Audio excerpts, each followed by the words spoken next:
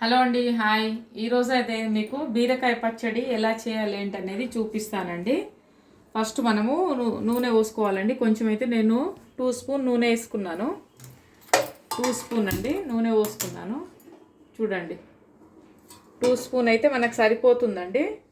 దాని తర్వాత కొంచెము నూనె వేడెక్కిన తర్వాత అండి, కొంచెం వేడైన తర్వాత మనము ఇది మినపప్పు అండి, శనగపప్పు వేసుకోవాలి నూనెలో.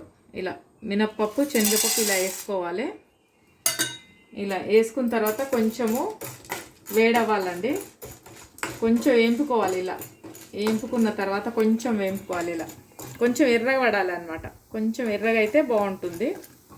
ఇది ఇలాగా. దీని తర్వాత అండి కొంచెము పచ్చిమిర్చి అనేది తగినంత తీసుకోవాలన్నమాట. చూస్తున్నారు కదా, బీరకాయ తగ్గట్టు నేను తీసుకున్నాను. మీరు కారం ఎంత తింటే అంత వేసుకోవచ్చండి, మీ చాయిస్ అది. నేనైతే మాకు ఎంత కావాలో అంత వేసుకుంటున్నాను పచ్చిమిర్చి. చూడండి ఒకసారి, ఇలా రెడ్ అయిపోయింది చూడండి. ఇలా దీని తర్వాత ఇలా పచ్చిమిర్చి వేసుకోవాలి. ఇలా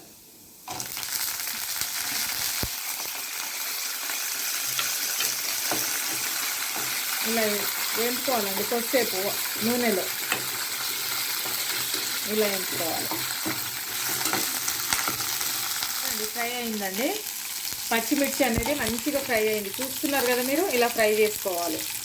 ఫ్రై చేసుకున్న తర్వాత మనము మిక్సీ జార్లో తీసుకోవాలన్నమాట. ఇలా మిక్సీ జార్లో తీసుకోవాలి. ఇలా మిక్సీ జార్లో తీసుకున్నానండి. చూడండి, ఇది శనగపప్పు, మినపప్పు, పచ్చిమిర్చి ఇలా తీసుకున్నాను. దీని తర్వాత మనము బీరకాయ అనేది ఇదే నూనెలో వేసుకోవాలండి, ఇదే కడాయిలో ఇలా వేసుకోవాలన్నమాట. ఇది ఇలా ఇలా వేసుకోవాలి.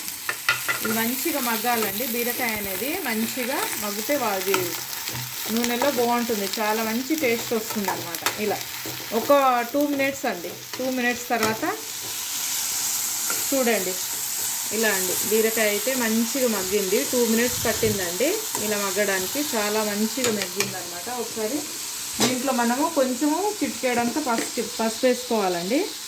కొంచెం వేసుకోవాలి పసుపు, ఎక్కువ వేసుకోవద్దు, మంచిగా అనిపించదు అనమాట టేస్ట్ అనేది. కొంచెం సాల్ట్ వేసుకోవాలి. ఇది కూడా మనకు తగినంత సాల్ట్ వేసుకోవాలండి. ఇలా 1 స్పూన్ అండి, చిన్న స్పూన్తో 1 స్పూన్ ఇలా అంతే. దీని తర్వాత మనము కలుపుకున్న తర్వాత ఇది కొంచెము కొత్తిమీర వేసుకోవాలండి. ఇది కొత్తిమీర వేసుకోవాలి. ఇది కొంచెం ఫ్రై అవ్వాలన్నమాట, కొంచెం కొద్దిసేపు, ఒక 1 మినిట్ అండి అంతే. 1 నిమిషం అలా. చూడండి, బీరకాయలో నుంచి కొంచెం వాటర్ అనేది వస్తుందండి. ఇప్పుడు మంచిగా ఉడికినట్టు ఇప్పుడు బీరకాయ కొంచెం. దీని తర్వాత మనము తగినంత ఇది చింతపండు తీసుకోవాలండి. ఇది నేనైతే ఇంత తీసుకుంటున్నాను, మీకు ఎంత కావాలో అంత వేసుకోవచ్చు అండి. ఇలా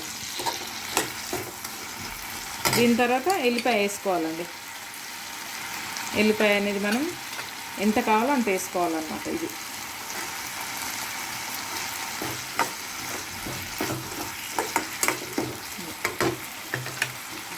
ఇదండి మిక్సీ చేసుకోవాలి మనం.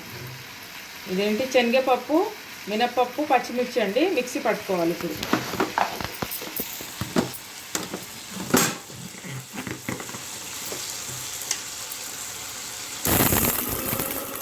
ఇలా అండి కొంచెం బరుకుగా మనము మిక్సీ చేసుకోవాలి.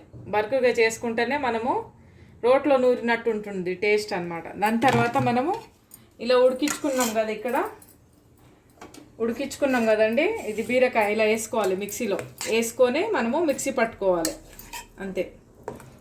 దీని తర్వాత పోపు అండి అంతే. చూపిస్తాను ఒకసారి.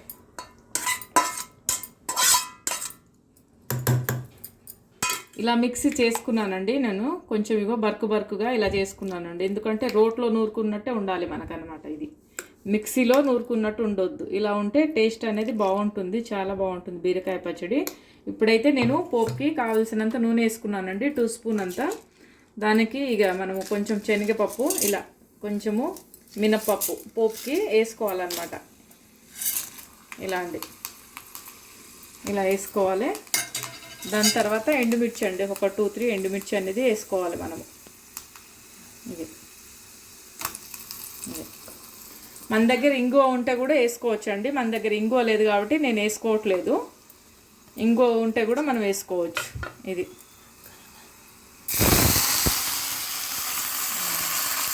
ఇదండి, ఇలా పోపు అనేది ఇలా వేసుకోవాలి. టేస్ట్ చాలా బాగుంటుందండి, మీరు కూడా ట్రై చేయండి. చాలా బాగుంటుంది, వేడి వేడి అన్నంలోకి చపాతీలోకి చాలా మంచిగా ఉంటుంది బీరకాయ పచ్చడి. సరే అండి, బాయ్ మళ్ళీ.